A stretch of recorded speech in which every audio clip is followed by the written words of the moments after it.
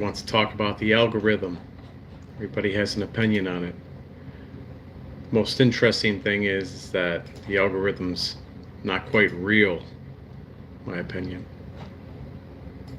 The algorithm is a figment of a lot of people's imaginations to a degree, my opinion.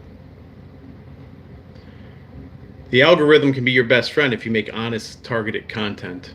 But if your content is a little bit untargeted, good luck. That's what I say. So tonight we're calling it Algorithm Anonymous. Algorithms Anonymous. I'm gonna crack open a seltzer here. And if anyone has any questions about YouTube SEO, tonight's the night to ask, because I'm giving out free advice. Most people don't really value free advice, but maybe if you take this stuff to heart, you could win on YouTube too. Because that's the whole idea here. Let's make sure our audio is correct. If you have any questions about how to grow your YouTube channel, by the looks of my channel, it may not appear that I know what I'm talking about, but I do in fact know what I'm talking about. I can demonstrate that if you just come and take a look at some of the videos that I have on the channel. You'll see they've done quite well, which is good.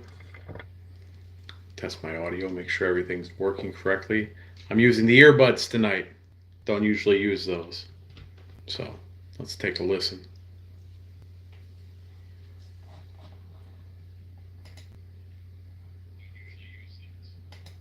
I guess it sounds okay. So I got two people watching, and I probably know those two people. Maybe I don't.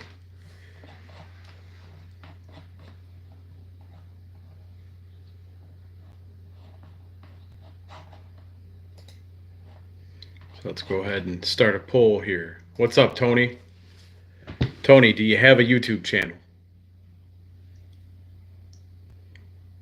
Any of the 11 people watching right now, are you active on YouTube? Have you uploaded your first video yet? Because this is Algorithms Anonymous, so you don't have to comment on your actual YouTube channel handle. Keep it anonymous. We won't tell anybody. And if you have any questions about how to make the algorithm your best friend, the peanut butter to your jelly, we can talk about that tonight as well. Because basically, the first and foremost thing that you have to do is you need to find your audience.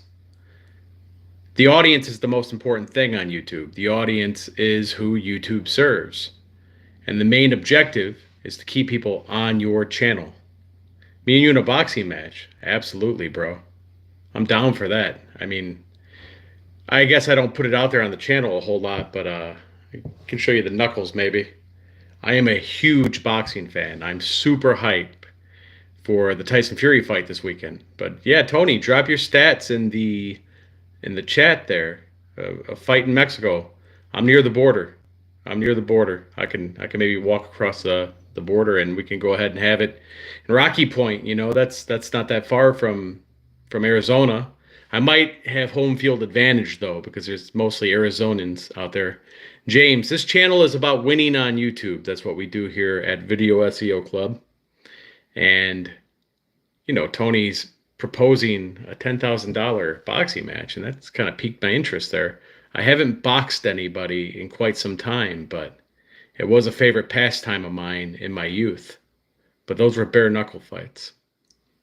So, but yeah, James, the channel is about video SEO, which means search engine optimization.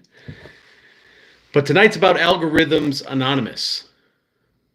Opinions on Canelo. Why hasn't he rematched Bivol? Well, because he lost to Bivol, but he was outmatched by Bivol. Bare knuckle is crazy, James. Absolutely. And now that Conor McGregor purchased into bare knuckle fighting championship, it's probably going to get even crazier. But yeah, that's my opinion on Canelo, is that he lost to Bivol. He's not going to move up to that weight class again. He's going to fixate on his regular class where he's holding all those titles. I would love to see him fight Benavidez, but I'm not sure that that's good for the algorithm. Tonight is about the algorithm and about how to win on YouTube, because that, after all, is what this channel is about. My personal passions for boxing don't necessarily lend to that. But if you do have a passion for boxing, You can get people like Tony to engage with you on your channel if you target your content correctly. Oscar De La Hoya shouldn't be promoted with his problems. That's why Canelo left. Also, look at Ryan Garcia. I will say this, my friend, because I am a boxing fanatic. Ryan Garcia trolled the entire internet, and I believe Oscar De La Hoya is doing the same. You know, I have strong opinions about Oscar De La Hoya because he has such a storied legacy as one of the best boxers to ever do it. Especially being a Mexican-American boxer, there's a strong contingency that will always support Oscar De La Hoya, and rightfully so. He Olympic gold medalist, storied professional fighter, and I believe him to be now a professional troll because we're over here talking about it. Oscar's not keeping the lights on in this office of mine, but we're talking about him at Algorithms Anonymous tonight because he has gotten into the mind of the collective internet with these weird things that he does on his social media, like that music video he made. I'm sure you probably saw it, Tony. And then Ryan Garcia is a whole nother story. I believe he psyched out Haney by appearing to be crazy or out of his mind. And I saw it for what it was by the morning of that fight. I knew he was beating Haney the morning of that fight. He did a great job. He worked the algorithm. So this kind of all ties together. Garcia knew that he could get people talking for free, which would then promote his fight. You're going to get a lot of curious onlookers who aren't strong boxing fans like Tony and I tuning in just to see, is this kid for real? Is he going to like have a mental collapse as soon as he walks through the ropes? Or is there going to be a real fight? You're just asking me about all the stuff I love tonight, Tony, because Andy Ruiz is one of the saddest stories in boxing. And one could say he got lucky with his win against AJ. In the rematch, he was sloppy. He was sloppy. He was heavier. It's a shame about Andy Ruiz. You say you're from Mexico, Tony. He was the first Mexican heavyweight champion. It was a huge title that Ruiz could carry. And yes, I agree. He was very sloppy in that rematch with AJ. He gave AJ a concussion in the first match. And I kind of wrote AJ off after that because he went up against a gentleman in Saudi Arabia. I'm not sure who that immediate fight was after he beat Ruiz. I'm not sure who that fighter was that he went up against right after he beat Ruiz, but then when he fought Usyk, I knew it, man. I went so big with Usyk because I knew that he was going to beat AJ because he wasn't the same fighter. But now I take that back because he just leveled that UFC fighter that Tyson Fury fought. He just leveled him and made short work of him. I can't pronounce his last name, Tony, so I'm not going to attempt it.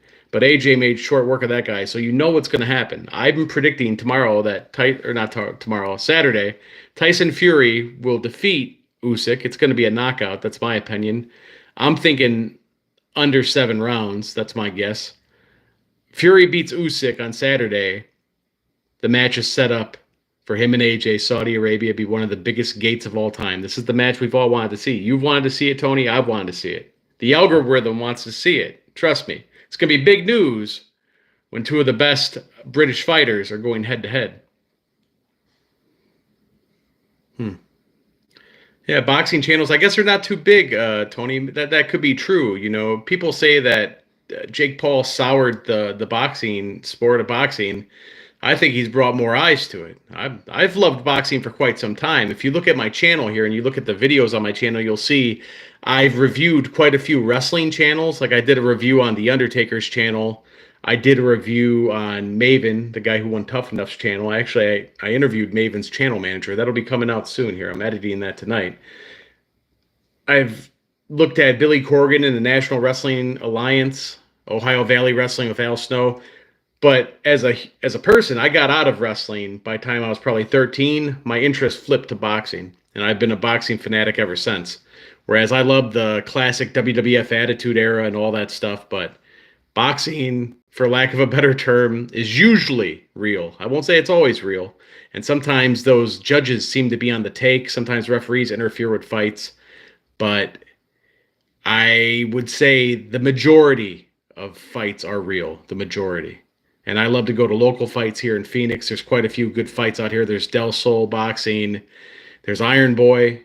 I love going to fights out here. It's always a good time. And Jake Paul, I don't know if Mike's getting KO'd. I don't know that he's going to KO Mike. Maybe even just out of respect, he won't KO Mike. But remember, they're only going to have 2 minutes to work with in those rounds. It's not like it's going to be a regulation fight. This is a show fight, in my opinion. Yeah, they're really going to hit each other. Yeah, it's a real sanctioned fight. But It's a show fight, man. This is Thunder Lips versus Hogan. I'm sorry, I got that mixed up. Thunder Lips versus Rocky. Putting on a good show for people is what I think it is personally. I love Jake Paul.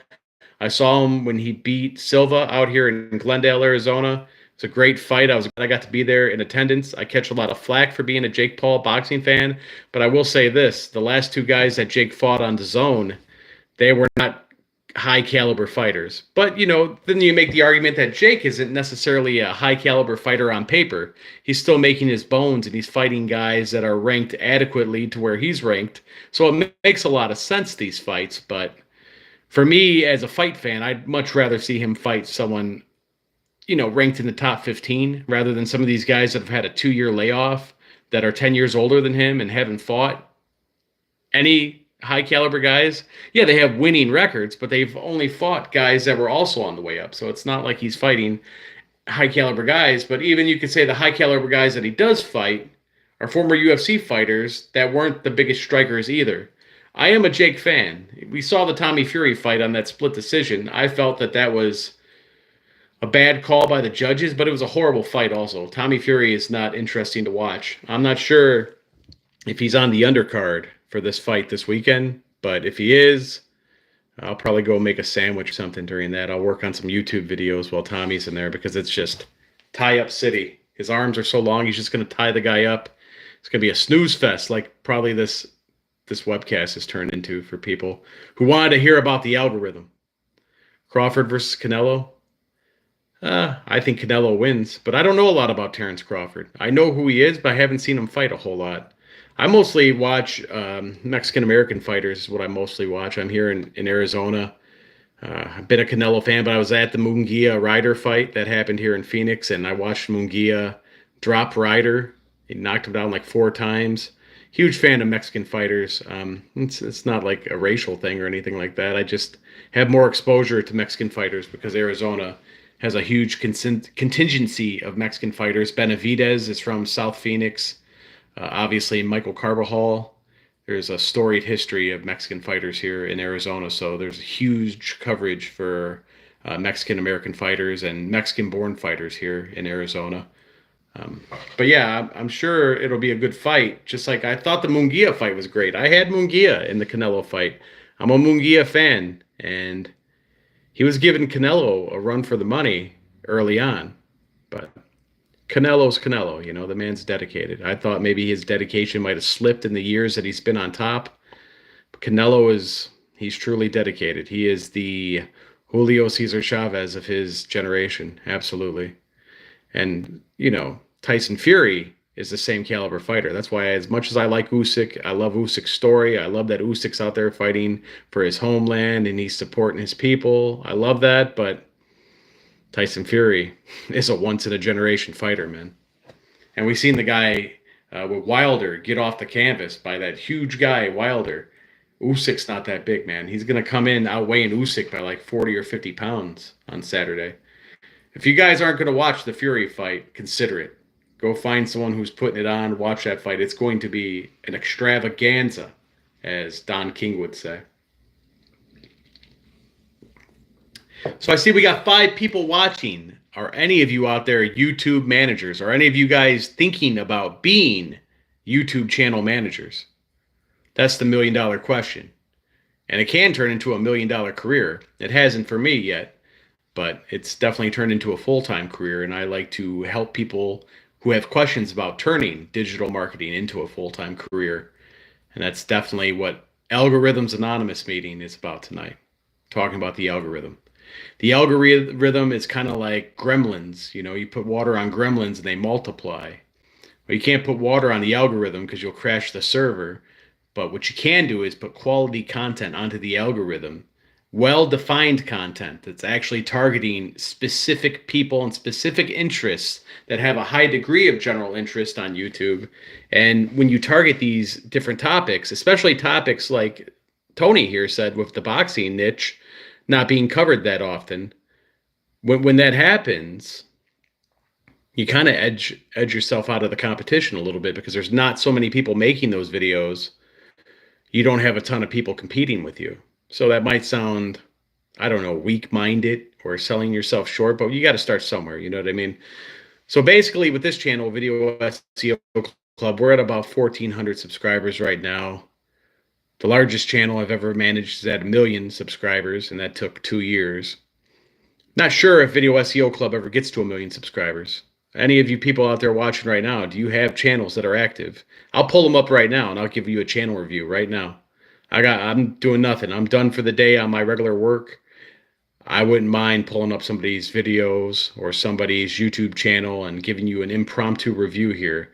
You'll have to bear with me because I'll be looking at my screen here that I have right here. You can see me seeing myself, but you got a YouTube channel. Let's take a look at it. What is my background with YouTube, Pest? Well, I started managing YouTube channels in 2016. Managed sports channels, wellness channels, personal brand channels like entrepreneur channels, finance channels, wrestling channels, actually. And usually I take these channels from zero to wherever they end up. Past, I've had channels where people quit before they've even gotten a subscriber. I've had channels where people have broken 100,000, 1 million, you know. And it's usually just consistency more than anything. Consistency more than anything. The people that quit, maybe it's just not a good fit for them. There's other platforms. Not everybody who's successful on the internet is going to be successful on YouTube.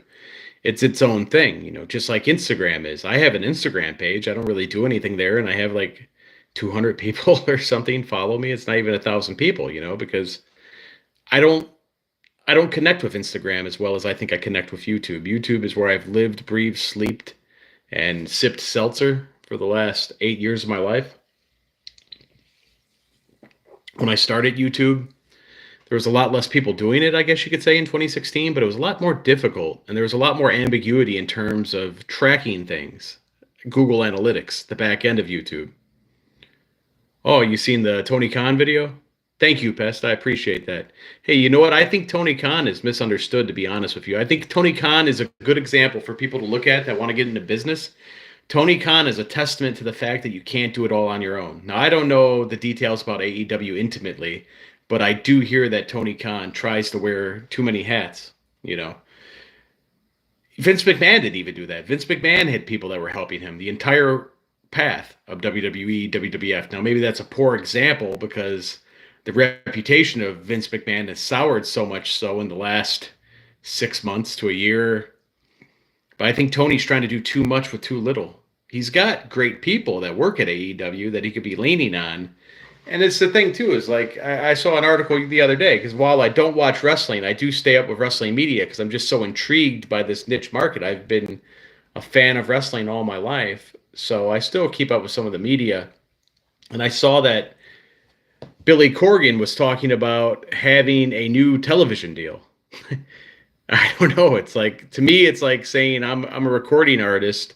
I want you to go buy my new CD. It's like, well, can't I get it on Apple Music? Can't I get it on Spotify? Can't I get it on YouTube? Oh, no. This is only going to be on television. I'm getting the TV deal. That's as good as gone in this day and age. Who even watches TV? I just saw, I believe it was MSN put out an article the other day. 10% of the content that Americans are watching on their actual television sets, not on their phones, not on laptops, not on tablets, but on their television sets, is now comprised of the YouTube app. So 10% of television time for Americans is the YouTube app. So when I see people fixated on getting this TV deal, because they want the quick money, you know, they want the media buy. But a lot of these TV channels, I wouldn't imagine are even giving a media split or paying for media rights. Yeah, they'll pay that for WWE because they know that WWE is guaranteed to deliver like at least 300 to 400,000 people at once, you know. It's a guarantee. Can you order a pepperoni and pineapple pizza? Only if you put jalapenos on it. Jalapenos go good with the pepperoni and the pineapple. It's a good combo. TK said he runs everything, storylines, management, etc. It's a shame because Tony Khan, I want Tony to win. I want them all to win. I want Al Snow to win. I want Billy Corgan to win. I want everyone to win. Why would I want them to lose? Why would I wish ill onto anybody? Especially in wrestling. It's good for wrestling to have competition. It's good for there to be strong opposition to WWE. I mean, you definitely don't want it to be like Vince McMahon starting a new group with like Jeff Jarrett or something. I've seen that rumor kicked around on the internet. It's in the best interest for wrestling fans and wrestlers, everybody involved with that business, that there be viable alternatives to the major brand. Could you imagine if Pepsi was the only soda? Well, if you didn't like the taste of Pepsi, you'd stop drinking soda. And I believe that that's what's happened with WWE. As they've become the overarching overlord of the wrestling industry, you see people less inclined to watch wrestling. And where do all those wrestling fans go from the Attitude Era? They went to UFC. And now, yeah, there's fans, but they're not wrestling fans. They're WWE fans. Because I guarantee if we could aggregate the data, the vast majority of people that are watching WWE, they're not watching AEW. They're not watching NWA. They're not watching OVW. They're not watching the local independents that are running in their towns week after week at the gymnasiums and the VFW halls. They're WWE fans. They're not wrestling fans. And the algorithm rewards that, doesn't it?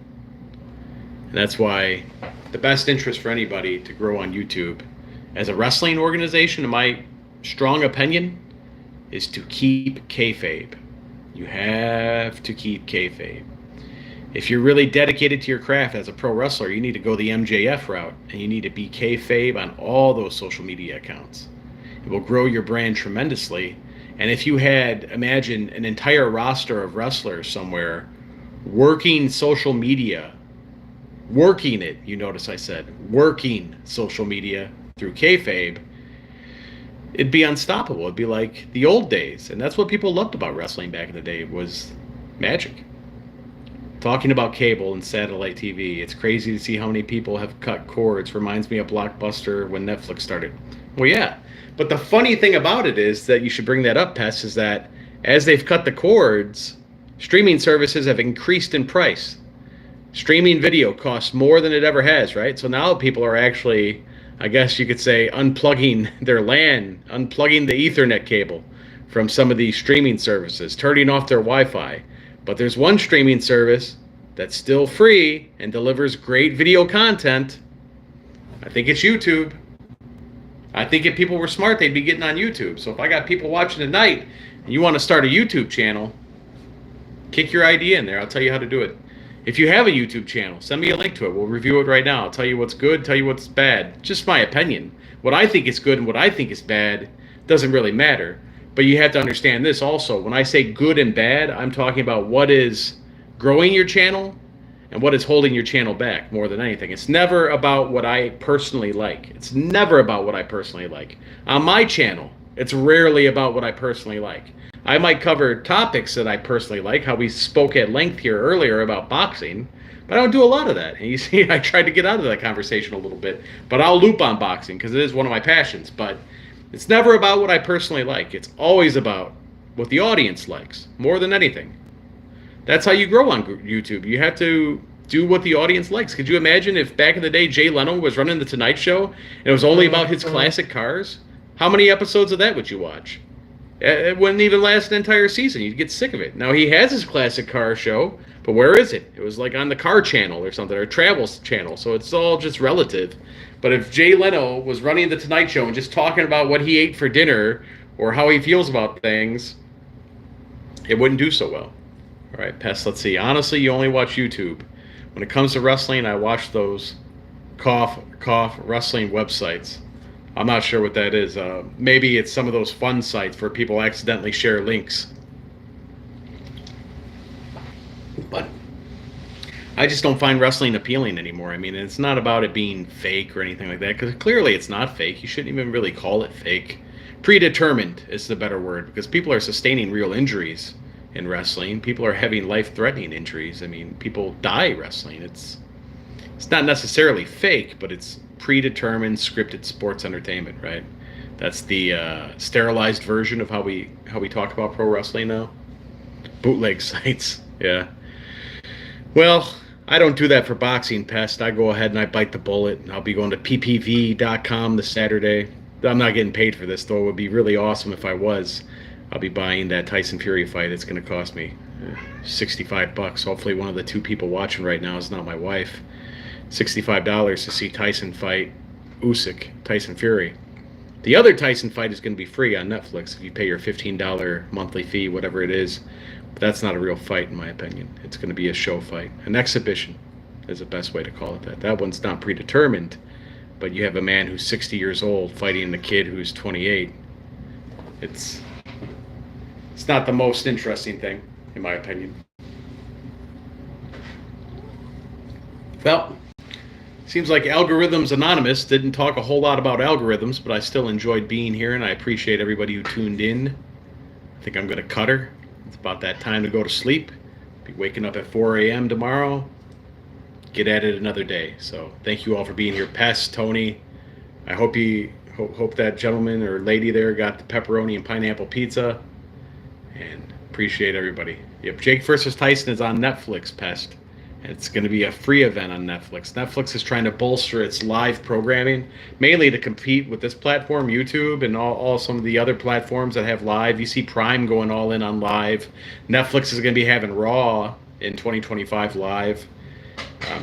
They're making a push for it, so it's a positive thing. But what you're going to see is you're going to see these streaming platforms bloat to the point that they've just become cable, and they're going to cost as much as cable did, and then we're going to reinvent the wheel again. But YouTube is free.